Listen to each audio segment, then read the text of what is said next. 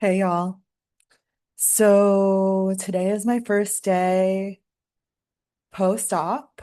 I have gotten top surgery, gender affirming chest reduction, and yeah, I thought it would be easier for me to do a video rather than type something up because I am healing, and so I'm going to talk about my process, kind of like what led me to this decision and also like how things are going right now. So I have been thinking about top surgery for a really long time. I got boobs. I think like I started developing around like third or fourth grade. I got my period on 9/11, which like actual 9/11. And I remember like coming home, like from my mom running from the dust clouds of the Twin Towers and like yelling at me for not telling her that I got my period. And I was like, oh my God, this is I'm kind of going through a lot right now. And um I knew that my chest was like something that gave me a lot of attention when I was younger. Um, and sometimes that attention was welcome, sometimes it was unwelcome. And I think in my 20s, I had like a hard time with it. And I think the hard time was just like I wasn't like I thought that I was more cis or like I didn't understand being non-binary. I feel like there were always tells that I was non-binary. When I was younger, I like hated anything that was gender segregated. I didn't do Girl Scouts, I did Venture Scouts. A lot of my friends were like just weird guys that like I just wasn't really digging femininity unless it was queer femininity, and I had no language for that. And I think another tell was just like my first relationship in high school was like, we didn't know it at the time, but it was a T for T relationship. My ex, Tyler, came out when they were in college, and like I came out a little bit later. But yeah, and I felt like my most fulfilling partnerships were always like in more T for T configurations. Also, like I just hit my uh microphone, but my voice is going to be coming in and out. So when they give you anesthesia, it like makes your throat really sore, and so my voice might come in and out. So if you hear me like coughing or anything like that, I'm not sick. It's just like I'm dealing with the after effects of anesthesia. Um, and I was also just like, when I was in New York, I was around like hella trans people. Um, and I feel like I had this huge question mark because I didn't necessarily want to transition to male. Like I just felt like really alien. Like I was like, I don't know what I'm doing here. Like, I know that womanhood feels really bad. And like, I hate it when people call me a woman. Um, and there were signs that I was like experiencing dysphoria, like chest dysphoria. And it wasn't like, and this is, I don't know, it's not like a typical chest dysphoria. So, like, I was fine with people like touching my chest if like it was consented. But I had a really hard time like finding bras and like having to go to bra fittings because my chest was between a 38 double H to a 38I, um, big. big, big, big. Um, and I also like, I wasn't necessarily like feeling happy about like who I was with. And it's not like, like I had like partnerships and things like that, but I hadn't found kink. In my head, kink was like just like you spank and that hurts, and the other person likes that it hurts. And I just wasn't into that. And also, like a lot of the kink that I was exposed to in New York City was very much like white people doing things like auctions and people being like, please don't do that. So when I got to the Bay and honestly got like proper kink education, I was like, oh, like, okay, like this is like I'm now having really fulfilling experiences with my body. I'm now doing things that feel like really informed, and I feel like I gave my body kind of like experiences that I wanted before having top surgery, where I was like, okay, my tits have had a good run. I'm ready to send them off. And so I got in contact with the Gender Confirmation Center. I had okay time with them. So one thing that happens is that your care really, they have like people who are assigned to you. And my person who was assigned to me left, like didn't work there anymore, but people were still sending them messages about me. So I had to call over and over and over again. And then someone found the mistake. And then the process went really, really fast once they found the mistake. But I talked to them in August. No, I talked to them in, and we were supposed to get a date in October. And I didn't get my date until June. So like that, it was a little bit of a long time. I think it was an honest mistake. Um, and um, what was really nice about it is that it was all covered on Medicare. So the only thing I had to fundraise for was my supplies and the pay that I would be missing out on from taking time off.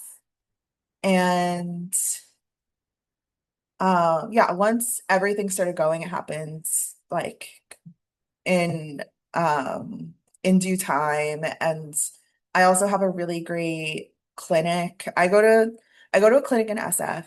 I go across the bridge, and I just feel like the trans healthcare in Oakland is a little bit of a gamble, and so SF has better resources. And my healthcare clinic was amazing. Um, And my prep work looked like creating like a really extensive Google Doc that listed um like my fundraising link, um the items that I would need for surgery if my friends could buy them, and my friends bought literally all of them. And it's so sweet and touching because like some of my friends make like $5 at, it's not a lot. Like my friends are working class.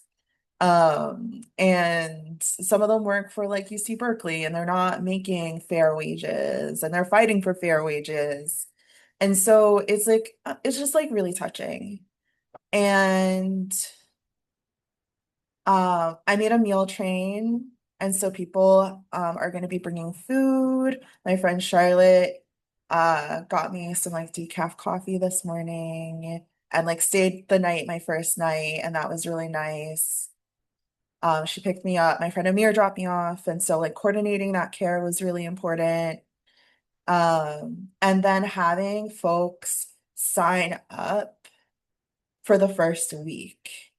So I have friends coming almost every day this week, to just check on me, help me with stuff. My apartment is strangely very vertical. And so things like heating up food is kind of hard because I need to like get on a step ladder and use a grabber tool. The grabber tool is like a little pinchy claw. Um, and so like accessibility wise, I did have to make sure my apartment was okay.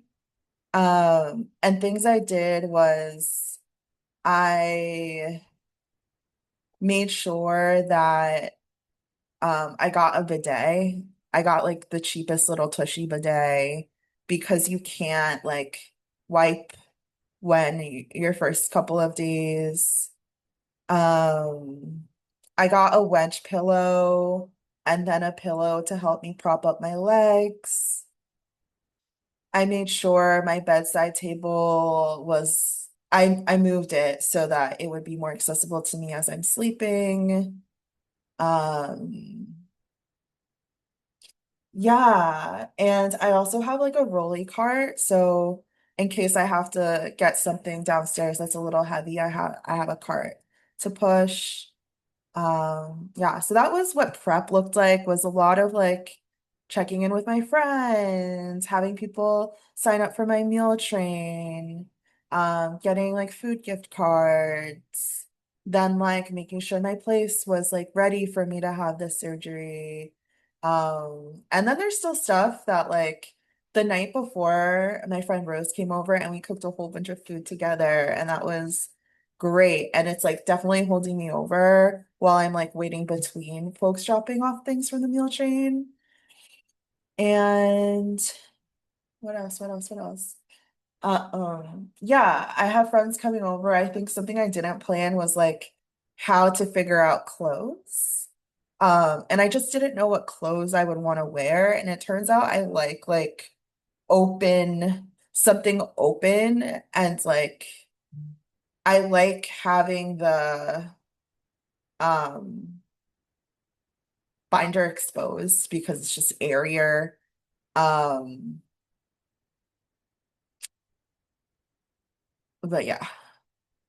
Uh, and I got my menstrual cycle is here while I got my surgery, and so I have like a lot of period underwear, and like a little TENS machine in case pain happens down in my body. But um, yeah, yeah, that was what prep looked like. And then like when I got to the gender confirmation center, I met with the nurse. That was like help guiding me through the process. He was really sweet. He gave me really good drugs before the before going under. They wheeled me into the room, and then the anesthesiologist, Dr. Higgins, he was also really kind. I will say Dr. Lay is the shit. Like she's so cool. So I do recommend Dr. Lay as your surgeon if you want to go to the gender confirmation center. Um she's just really good at what she does. And I did love like having a trans woman of color be my surgeon. So, like I feel really good about everything that happened with the GCC. They gave me good post-op instructions. So, yeah, I feel good about that. And then when I got wheeled out to the car. I thought I would be like super tired, but I was like pretty lucid. Charlotte helped me up to my apartment.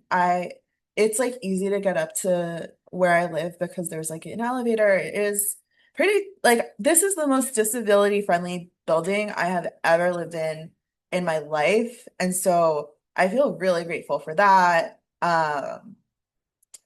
And then we like ate a little bit because I hadn't eaten for a while. There's lots of electrolytes here. And I was just sleepy. Um, I have really good pain medicine, so I don't think I'm feeling pain. I know I'm not supposed to lift my hands above like shoulder level. Um, and I know I'll feel a jolt of pain if I do that. Um, Yeah, but I slept really well with the wedge pillow. I thought I would have issues because you are sleeping on your back and I'm a side and a stomach sleeper.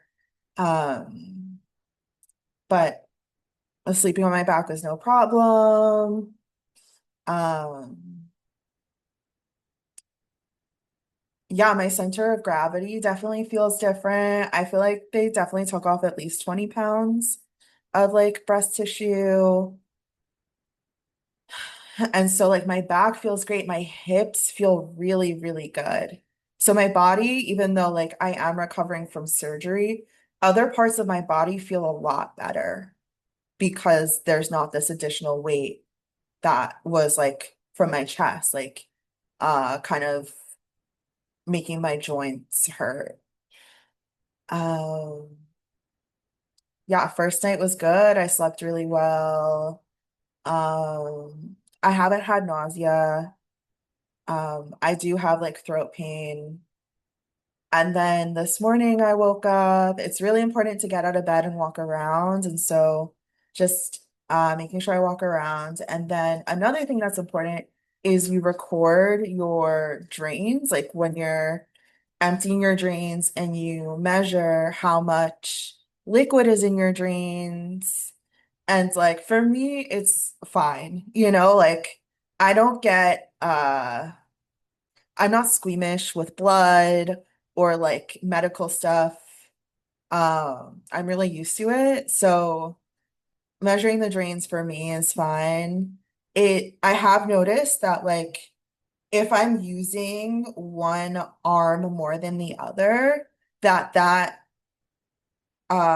drain will have more fluid. So I'm trying to keep the usage of my arms even. And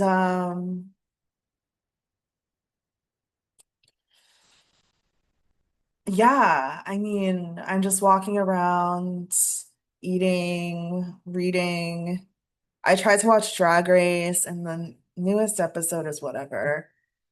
I probably won't be able to go outside or risk like being hit in my chest. And so I'm just kind of enjoying this time in my apartment, enjoying this time to like spend with my body and not feeling that much pain right now. Also, like still taking pain medication. Um, and yeah, this is first day post-op, and I'm feeling pretty good. So, yeah.